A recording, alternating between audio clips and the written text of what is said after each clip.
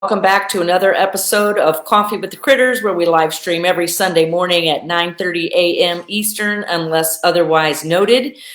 Otherwise noted means we usually have a guest, and we are scheduled next January 9th to have an interview with somebody brand new to Coffee with the Critters.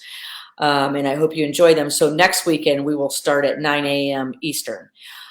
So for those that are new and may not be familiar with the work that we do, my name is Laura Joseph, owner of the Animal Behavior Center. We're an international educational center where we live stream our services to animal lovers and caregivers all over the world. Good morning, Jen. Jen, I'd like to get in touch with you, have you back on Coffee with the Critters too. We live stream our services all over the world, and we do that through our memberships. You will see right here at the top of our website, theanimalbehaviorcenter.com, you see memberships. Those are the different annual programs you can subscribe to through the Animal Behavior Center, whether that's level 1 for companion animals, level 2 more for, it's more content, weekly live streams. Those are more for people who are more interested in applied behavior analysis, people that work in zoos, people that work in shelters, professional trainers, board certified behavior analysts. And we have our projects, which are species specific. You can also sign up for our newsletter to be alerted of all Coffee with the Critters as they've been uploaded. Informational content such as animal training video clips, behavior modification tips, and enrichment. All of that you can find on our email list, which you can join here on our Facebook page, or you can find on our website. Okay, so good morning, Puffy. Good to see you. Happy New Year down there in North Carolina. Hey, Tim. Hey, Sharice. Hey, Mary. Welcome back. Happy New Year to everybody. Hi, Karen. For those that are new, like I said, my name is Laura Joseph, owner of the Animal Behavior Center. And what we do here is we teach people how to empower animals, no matter what the species, in their care, no matter through what facility or at home. We like to empower animals, and we empower the people that care for them as well. We do that through our services and through our content here on Coffee with Critters. Our focus is in applied behavior analysis, the science of behavior, and I take the science of behavior and make it very easy to understand for everyone. And we focus on behavior, training, and enrichment. In applied behavior analysis, that is the focus of my work, using environmental events to control behavior. Environmental events can be anything that happens in the environment, such as if a light turns on right now. If I was sitting here talking to you and a light turns on, it's going to affect my behavior. I'm probably going to go like this and look for who turned the light on. So that affects behavior. And I do use numerous things to control behavior, such as I have used light on, light off, to either redirect behavior, to prevent a possible behavior concern from happening. I just did this in the parrot project the other day, that I'm going to upload and show how I control behavior through dimming lights in one area, brightening lights in another area, to prevent an undesired behavior from possibly happening.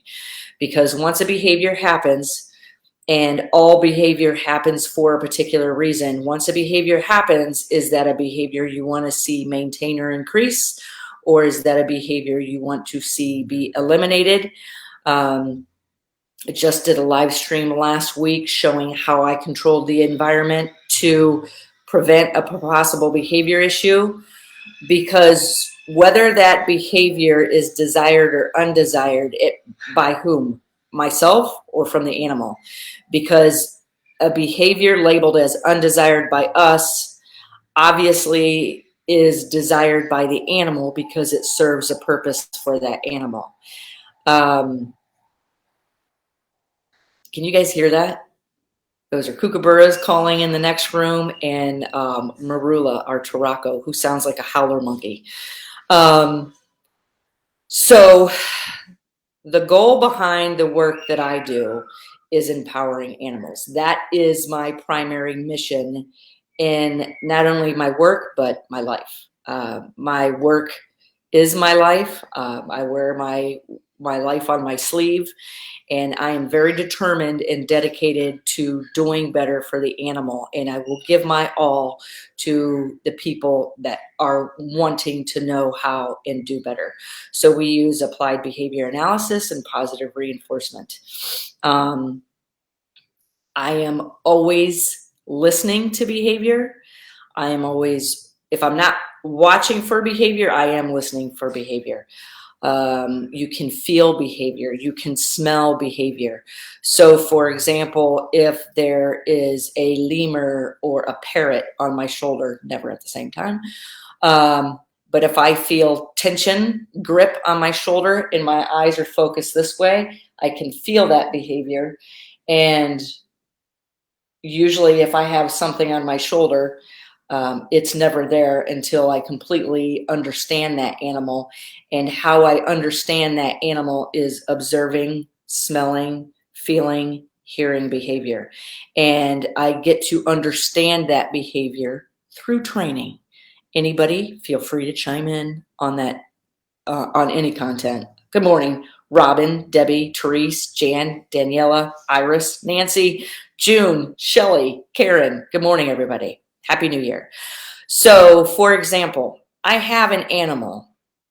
The only way it gets anywhere near any part of my body is if I have a thorough understanding of that behavior through training. Good morning, Karen, who's in the next room. Claudia, hello. So if I don't understand an animal, I am observing it.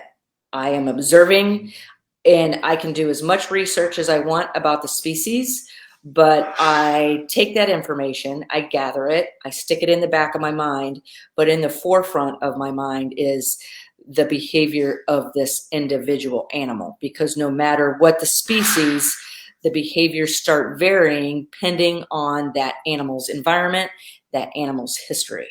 All right. So a lot of times I don't even like to listen to what people are saying the history of the animal is. I will, and I'll stick it in the back of my mind. But in the forefront, I am watching this animal. I want to know, what does that mean? What does this mean? What does feathers or hair on the back standing up on the back of the neck mean? I want to know, why an animal constantly looks down like this when presented with a new object.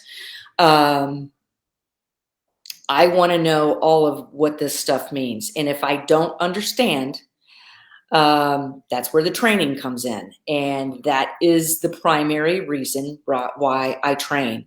I train because I want to empower the animal. I want to find stressors, especially the big ones that are causing impacting quality of life for that animal, and I want to change them. If these are behaviors that have to happen for the animal's well-being, I will train that animal to get to a comfortable level where this type of interaction is no longer a stressor.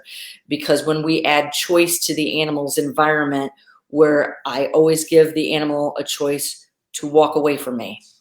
And if that animal is walking away from me, things are coming into my head like, is it because humans have been paired with an aversive using force in the past?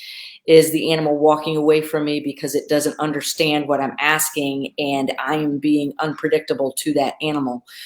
I want to know, if I have an animal that's very curious. I wrote a paper out there that says, don't punish. We've got to be careful not to punish curiosity. If I see a curious animal, I'm like, I start getting super excited, because when I have curiosity, that means this animal is interested and eager and interacting with new things. So that I need to identify the animal's positive reinforcers. So when I request a behavior, boom, I can deliver a positive reinforcer. I try to never ask a behavior if I can't reinforce that behavior. Because if I can positively reinforce that behavior, that is a type of communication to that animal that when this behavior is given, the animal when this behavior is asked, the animal understands that this is the consequence that happened. And if we don't think applied behavior analysis works, it means we don't understand it, because it works. It's science. It works.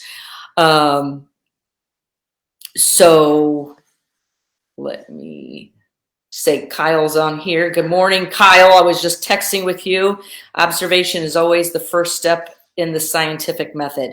When I am observing an animal, I am watching what it's moving towards, and whatever it moves towards, I'm usually sitting there with a notepad. It's moving towards this. And I need to be specific. It's moving towards the back left corner of its enclosure. Okay. Is it moving towards something, or is it moving away from something? And the answer is both. And I want to identify what is it moving towards, because there's a potential positive reinforcer. What is it moving away from? Because there's a potential positive punisher, and I want to stay away from positive punishers as much as possible. I want to stay away from negative reinforcers as much as possible. Negative reinforcers are behaviors that happen to avoid, escape a consequence.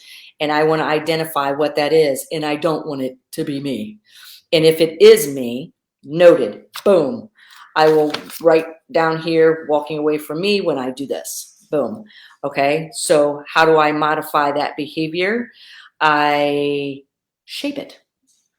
Using I reinforce small approximations towards the target, towards the desired behavior. So the first step could be an animal. If I see an animal walking away from me when I approach, I'll redesign the enclosure so I have the opportunity to deliver a positive reinforcer as the animal sees me coming.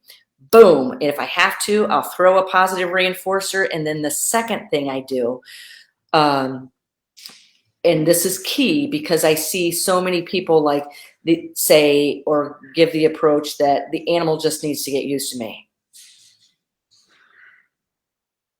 You're not doing yourself any favors with that one. I guarantee you're not doing yourself any favors with that one. Because if you take the time and shape the behavior of the animal's comfort level and getting closer to you, you'll see behavior starting to happen quickly. And reinforcers are always determined by the individual, never by the person doing the training, never by me. That's why I'm watching what it's moving towards. Boom, interacting with ball, bell, rope, whatever in the back of the enclosure. How long is it interacting with it? And what does interacting mean? Be specific. Interacting means sticking it in the mouth, interacting with it with its fingers, rubbing on it. What the hell does interacting mean?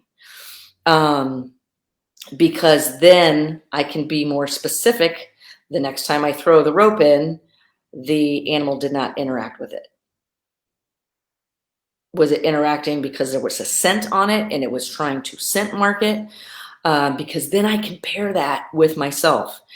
And then I virtually take all of those reinforcers and stick them in my pocket. And I deliver the same amount throughout the day. They just get it when paired with something I need them to do, as a consequence for something I need them to do. Jen says shaping and foundations are the key. And this is going to be in part of my next podcast, which I am recording on Tuesday. Podcasts are 1 hour, 1 hour of listening to me talk about a topic. And when I was thinking about this the other day, because I always think about behavior, because behavior is my number one love. Number two is animals. I think. I don't know. They might be the same. Using applied behavior analysis is not hard. One of the hardest things people have in teaching an animal what to do and what not to do is the person's convenience. If it's not convenient for the person, I see they won't do it, or they're less likely to do it. This is why we have that island up in the middle of our center. It's multifunctional, but one of the reasons is to get smaller animals that are down on the ground up to my eye level so I can train them, because I have a problem with one of my knees, and I went and had x-rays and everything done, and they're like, no, your knees are fine. Something's going on with my knees. Where when I squat, it is very uncomfortable for me. And if I'm kneeling down, I can't just get up. I have to grab something on a wall and pull myself up. So if I am training an animal that is a foot tall and I need to trim hooves, trim nails, take a temperature, which is not through your mouth, I need to bring that animal up to my eye level, because if I have to squat down, that is a positive punisher for me.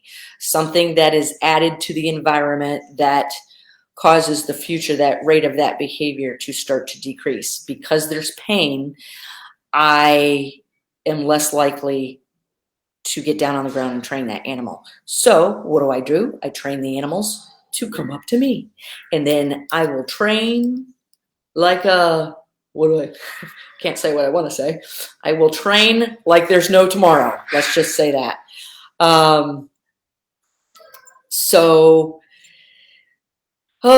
Anyways, and even one of my workers, Lindsay Douglas, has told me, Laura, when you train, you are the happiest I have seen you. You smile, you beam. I do, because the quality of life of the animal is my soul. I will die doing this, and I will die trying to educate people who want to learn more, because where's my shirt, my new shirt? When we know better, we do better, okay? Never stop trying to learn. Never stop trying to educate yourself, because your animals will thank you for it. Okay, so see what images I have to pull up. I don't have a lot of images for you today, because the holidays, there was 4 of them: Christmas Eve, Christmas Day, New Year's Eve, New Year's Day, and it was all great and fine and dandy. I spent it with my family and my friends, and I loved every minute of it. And the whole month of December, I think I was going out 3 to 4 nights a week, because that's what I wanted for myself. I want to be with people. I want to appreciate. There's no gift you can give me greater than your time. So anyways, what we have been focusing on here very heavily this past week is training. I need to get back into training and doing what I love. That is where my education is. And if I don't do that, I will not be happy. And if I am not happy, you do not want to be around me.